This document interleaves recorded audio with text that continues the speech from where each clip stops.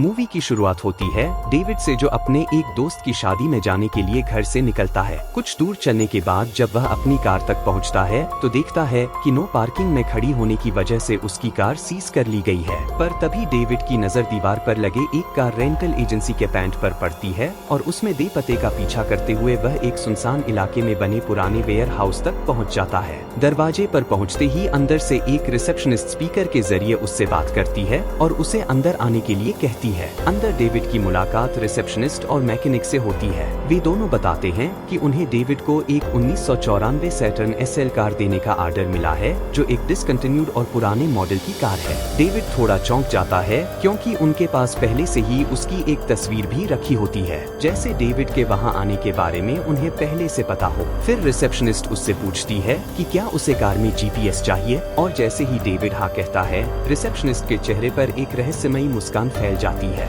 मानो वह यही जवाब सुनना चाह रही हो। उसके बाद डेविड अपनी रेंटल कार लेकर वहां से निकल पड़ता है और अपने दोस्त की शादी में पहुंचता है। उसी समय एक औरत सारा भी उसी कार रेंटल से कार लेकर वहां पहुंचती है। शादी में पहली बार दोनों की नजरें टकराती हैं। थोड़ी देर बाद दुल्हन उन्हें आपस में मिलवाती है और पता चलता है कि दोनों एक ही शहर में रहते हैं। थोड़ी कैजुअल बातों के बाद सारा शादी में मस्ती करने लगती है और डेविड बाहर जाकर सिगरेट पीने लगता है। कुछ देर बाद सारा को डेविड फिर से बाहर दिख जाता है तो दोनों में फिर से बातें शुरू हो जाती हैं। सारा को डेविड में कुछ अलग महसूस होता है, कुछ ऐसा जो उसे खींचता है पर साथ ही डराता भी है, क्योंकि दिल के किसी कोने में उसे डर है कि शायद वह डेविड को हर्ट ना कर दे। फिर दोनों की बातें शादी के विषय पर पहुंचती हैं। सारा कहती है कि उसे शादी पर भरोसा नहीं है, वहीं डेविड बताता है कि मैं शादी और फैमिली बनाने में विश्वास रखने वाला इंसान हूँ। सारा मुस्कुराकर मजाक में पूछती है, तो क्या तुम मुझसे शादी करोगे? डेविड हल्की मुस्कान देता है लेकिन कुछ खास कह नहीं पाता।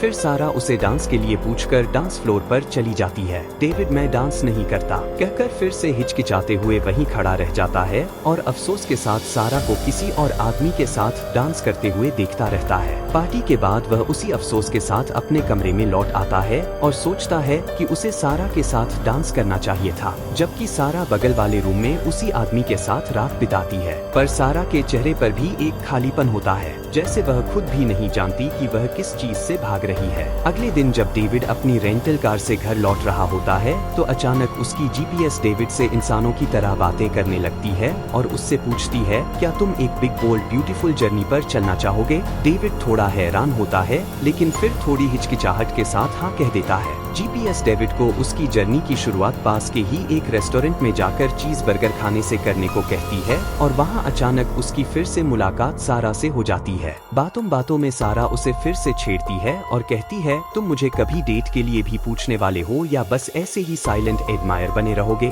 डेविड भी मुस्कुराता है पर अब भी झिझकता है। बाद में जब दोनों पार्किंग लॉट में पहुंचते हैं तो उन्हें पता चलता है कि उन्हें एक जैसी ही कार दी गई है और जीपीएस ने दोनों को बिल्कुल एक जैसी बातें बताई है। लेकिन अब अलविदा कहने का समय आ जाता है, इसलिए डेविड थोड़ी हिम्मत करके मुस्कुरा कर कहता है, सारा मैं डांस करता हूँ। सारा भी मुस्कुराती है। फिर कार में बैठते ही जीपीएस डेविड से सारा को लिफ्ट देने के लिए कहती है और अचानक सारा की कार स्टार्ट नहीं होती। दोनों एक दूसरे को देखकर मुस्कुराते हैं, जैसे बिना कुछ कहे ही सब समझ गए हो, और डेविड की कार में साथ साथ अपनी एक अनोखी यात्रा पर निकल पड़ते हैं। एक ऐसी यात्रा जिसकी मंजिल उन्हें खुद नहीं पता। आगे बढ़ते हुए पहाड़ियों और सुनसान रास्तों से गुजरते हैं, जैसे दो लव बर्ड्स जो किसी अनजाने रोमांच पर जा रहे हो। आखिरकार कार उन्हें एक जंगल में रुकने को कहती है और बताती है कि यही उनका पहला स्टॉप है। वहाँ पास ही उन्हें लाल दरवाजा दिखाई देता है। डेविड और सारा जिज्ञासावश उसके अंदर जाते हैं और अचानक खुद को एक अलग ही कमरे के अंदर पाते हैं। डेविड समझ जाता है कि यह वही पुराना लाइट हाउस है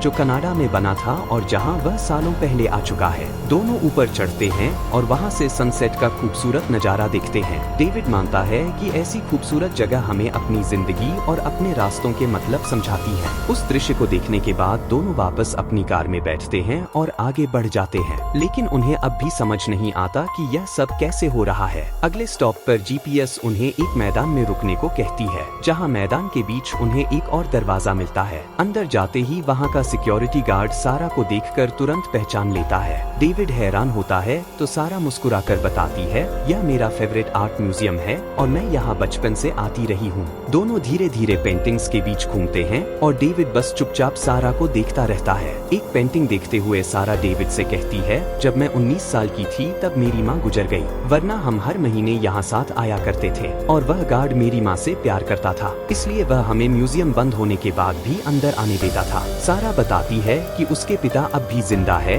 लेकिन वह उनसे नाराज सी लगती है। आगे बढ़ते हुए सारा डेविड से अपने पिता के साथ बिताए कुछ यादें साझा करती है। डेविड बस चुपचाप सुनता रहता है। सारा मानती है कि उसके पिता के साथ बिताया वो समय काफी अच्छा था और इस तरह उनकी यह खूबसूरत यात्रा धीरे धीरे कुछ गहरी, कुछ दर्द भरी यादों की ओर बढ़ने लगती है। डेविड सारा से पूछता है, तुम अब तक सिंगल क्यों हो? तो सारा मुस्कुराकर जवाब देती है, भले ही मेरा पार्टनर कितना भी परफेक्ट क्यों ना हो, मुझे धोखा देने की आदत है, इसलिए मैंने तय किया है कि अब मैं सिंगल ही रहूंगी। लेकिन डेविड कहता है, या फिर हो सकता है कि अभी तक तुम सही इंसान से मिली ही नहीं हो। थोड़ी देर में उनका अगला स्टॉप आ जाता है और यह दरवाजा उन्हें डेविड के हाई स्कूल में ले जाता है। अंदर पहुंचने पर वहां सब उससे ऐसे बर्ताव करते हैं जैसे वह अब भी 15 साल का लड़का हो। डेविड सीढ़ियों पर अपनी हाई स्कूल क्रश को देखता है और सारा को बताता है, उस दिन मैंने अपने स्कूल के म्यूजिक में लीड रोल किया था और शो में अपनी क्रश से अपने दिल की बात बताई थी, पर तब उसने मुझे रिजेक्ट कर दिया था और मेरा दिल टूट गया था। थोड़ी देर बाद सब डेविड को तैयार करके फिर से उसी नाटक को दोहराने के लिए कहते हैं। डेविड पहले थोड़ा नर्वस होता है, लेकिन फिर भी मंच पर जाकर कुछ अटपटा मजेदार परफॉर्म करता है। सारा उसे देखकर हंसने लगती है। वहीं दर्शकों में डेविड के माता पिता भी बैठे होते हैं, लेकिन इस बार डेविड मंच पर कुछ अलग करता है। वह अपनी क्रश से कहता है कि भविष्य में वह शादी करेगी और फिर उस आदमी से तलाक भी ले लेगी। इससे परफॉर्मेंस बिगड़ जाती है और उसकी क्रश भी गुस्सा होकर स्टेज से चली जाती है। तब सारा आगे बढ़कर उसकी परफॉर्मेंस पूरी करने में मदद करती है और दोनों साथ में गाना गाते हुए धीरे से हंसी और एक राहत के साथ वहां से भाग निकलते हैं। कार के पास पहुंचकर सारा डेविड का मेकअप साफ करने में मदद करती है। फिर दोनों रात के अंधेरे में अपनी अनोखी यात्रा जारी रखते हैं। धीरे धीरे सारा महसूस करती है कि डेविड उसके प्रति कुछ खास महसूस करने लगा है, तो वह हल्की मुस्कान के साथ कहती है, तुम्हें रुक जाना चाहिए डेविड, वरना मैं भी तुम्हारी क्रश की ही तरह तुम्हें निराश कर दूंगी। और तभी उनका अगला स्टॉप आ जाता है। दोनों अचानक खुद को एक अंधेरे कमरे में बैठा पाते हैं जो बिल्कुल वैसा ही दिखता है जैसा उन्होंने म्यूजियम की पेंटिंग में देखा था।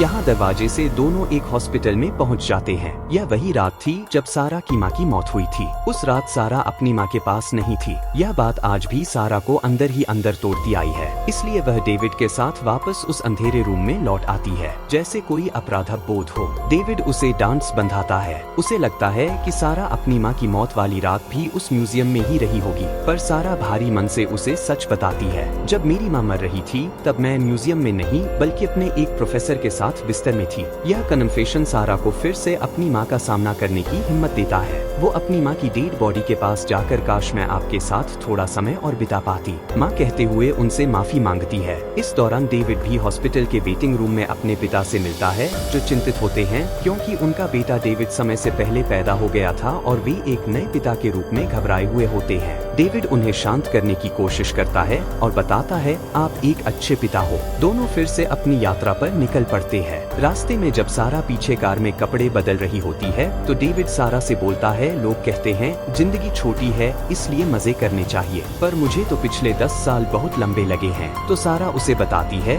जिंदगी तब छोटी लगती है जब आपके पास खोने को कुछ हो। काफी समय से मेरे पास भी खोने को कुछ नहीं था। डेविड मुस्कुरा कर पूछता है, मतलब अब कुछ खोने को है? तो सारा भी मुस्कुरा कर कहती है, हाँ शायद अब जिंदगी थोड़ी छोटी लग रही है। थोड़ी देर बाद दोनों एक पहाड़ की चोटी पर पहुँचते हैं, जहाँ से धरती और तारों का खूबसूरत नजारा दिखाई देता है। दोनों खुले आसमान के नीचे बैठकर बातें करते हैं और सोचते हैं कि अगर हम उस शादी में साथ गए होते तो पल कितने हसीन होते। मैं तुम्हारी सच्चे दिल से परवाह करता, हम दोनों साथ डांस करते। डेविड सारा से कहता है, मैं तुम्हारे साथ नर्वस होकर भी सुरक्षित महसूस करता हूँ। तो सारा उसकी ओर देखती है और धीरे धीरे करीब आते हुए दोनों एक दूसरे को एक प्यार भरा किस करते हैं। उनकी यात्रा का अगला दरवाजा उन्हें एक कैफे में ले जाता है, जहाँ उनके पुराने पार्टनर्स उनका इंतजार कर रहे होते हैं। डेविड का सामना उसकी पुरानी मंगेतर से होता है। वह डेविड के साथ रहना चाहती थी, लेकिन डेविड ने ही उनकी एंगेजमेंट तोड़ दी थी क्योंकि उसके दिल में अपनी मंगेतर के लिए प्यार कम हो गया था। वहीं सारा का सामना उसके पुराने बॉयफ्रेंड से होता है। वह भी सारा से बहुत प्यार करता था, लेकिन सारा ही उसके प्यार को संभाल नहीं सकी, इसलिए उसे छोड़कर चली गई थी। आखिर में तनाव बढ़ता है और डेविड और सारा दोनों ही अपने पुराने प्यारों के सामने अपनी कमजोरियां और गलतियां स्वीकार करते हैं। जैसे अपने दिलों का बोझ हल्का करते हुए दोनों अपने अतीत को अलविदा कहकर वहां से निकल जाते हैं। लेकिन आगे बढ़ते हुए रास्ते में उनकी कार एक हिरण से टकरा जाती है। गाड़ी के कई बार पलटने के बाद भी दोनों चमत्कारिक रूप से बच जाते हैं, पर उनके फोन का नेटवर्क चला जाता है और कार में आग लग जाती है। सारा डेविड से कहती है, हमें अब यही रुक जाना चाहिए, इससे पहले कि हम में से कोई सच में घायल हो जाए। लेकिन डेविड खुद को रोक नहीं पाता और सारा से अपने दिल की बात कहता है, मैं तुमसे प्यार करता हूँ। सारा झिझकते हुए कहती है, क्या पता यह सिर्फ अट्रैक्शन हो, क्या पता जब तुम्हें मैं मिल जाऊँ तो तुम मुझसे भी ऊब जाओ और मैं भी फिर किसी को चोट पहुँचाने के लिए तैयार नहीं हूँ। डेविड उसे समझाने की कोशिश करता है, हम साथ में अपनी जिंदगी बांट सकते हैं, लेकिन सारा अब भी डरती है। दोनों अपनी रात वहीं पास में एक छोटे से टाइमली इन में बिताते हैं। अगली सुबह रेंटल एजेंसी का मैकेनिक उनकी ठीक की हुई कार लौट आता है और साथ में उन्हें छतरियां भी देता है, जैसे आने वाले रास्ते के लिए कोई इशारा हो। उसके बाद डेविड सारा को उसकी कार तक छोड़ने निकल पड़ता है। इस बार ड्राइव में सन्नाटा होता है। रात की बातें दोनों के बीच एक अजीब दूरी छोड़ गई होती है। जीपीएस उन्हें सारा की कार के पास रुकवाती है। वहाँ दोनों एक दूसरे को आखिरी बार देखते हैं, फिर दोनों अपनी अपनी कारों में बैठते हैं और अपने अपने रास्तों पर निकल जाते हैं। जीपीएस सारा को समझाने की कोशिश करती है कि तुम वापस जा सकती हो, लेकिन सारा भारी मन से जवाब देती है, नहीं, मैं बस घर जाना चाहती हूँ। दोनों की कारें अब उन्हें उनके घरों के दरवाजों तक ले जाती हैं, लेकिन हर दरवाजा उन्हें उनके बचपन के घरों में वापस ले जाता है। इस अजीब दुनिया में डेविड अपने पिता की जगह पर खुद को पाता है और अपने 15 साल के छोटे रूप को देखता है जिसे उसकी क्रश ने ठुकरा दिया था। वह अपने उस छोटे रूप के पास जाता है, उसे सांत्वना देता है और उसके साथ पूरी शाम बिताता है, शायद उसे वह सहारा देने के लिए जो उसे तब किसी ने नहीं दिया था। वहीं दूसरी ओर सैरा फिर से 12 साल की बन जाती है और अपनी माँ के साथ बिताए कुछ खूबसूरत पलों को दोबारा जीती है। हंसी, कहानियाँ, प्यार और अपनी माँ से गले मिलना जिसके लिए वह इतने सालों से तरस रही थी। सुबह दोनों अपने अपने घरों से निकल जाते हैं। डेविड कार लौटाने वापस रेंटल शॉप पहुँचता है, जहाँ वह फिर से रिसेप्शनिस्ट और मैकेनिक से मिलता है। डेविड मुस्कुरा कर पूछता है, क्या तुम लोगों को उनके सोलमेट से मिलवाते हो? पर दोनों बस मुस्कुरा देते हैं, जैसे इस सवाल में ही जवाब छिपा हो। डेविड को वहाँ अपनी फोटो के साथ एक और औरत की फोटो दिखाई देती है, जिसे असल में सारा वाली कार लेनी थी, लेकिन वो नहीं आई और उसकी जगह सैरा ने लास्ट मिनट रिप्लेसमेंट की तरह वो कार ली थी। मतलब शायद यह सब किसी इत्तेफाक से नहीं हुआ था। डेविड के जाने के बाद सारा भी अपनी कार लौटाने पहुँचती है, पर वह अपने दिल को रोक नहीं पाती और डेविड को ढूंढने निकल पड़ती है और किसी तरह वह डेविड के अपार्टमेंट के सामने पहुंचती है, जहां डेविड भी बाहर ही बैठा होता है। सारा उसके सामने खड़ी होकर कहती है, मैं जानती हूं कि हम दोनों कभी एक दूसरे को निराश भी कर सकते हैं, फिर भी मैं तुम्हें चुनती हूं।